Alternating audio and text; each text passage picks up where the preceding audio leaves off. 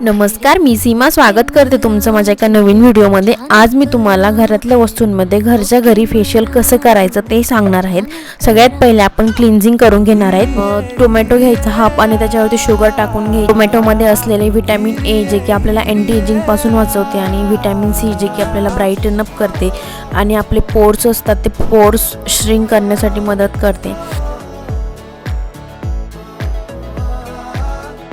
आता या टूलच्या मदतीने मी माझे ब्लॅक आणि व्हाईट हेड दोन्ही पण रिमूव्ह करून घेणार आहे। तुम्हाला हे ॲमेझॉन किंवा मग लोकली शॉपमध्ये कुठेही मिळून जाईल।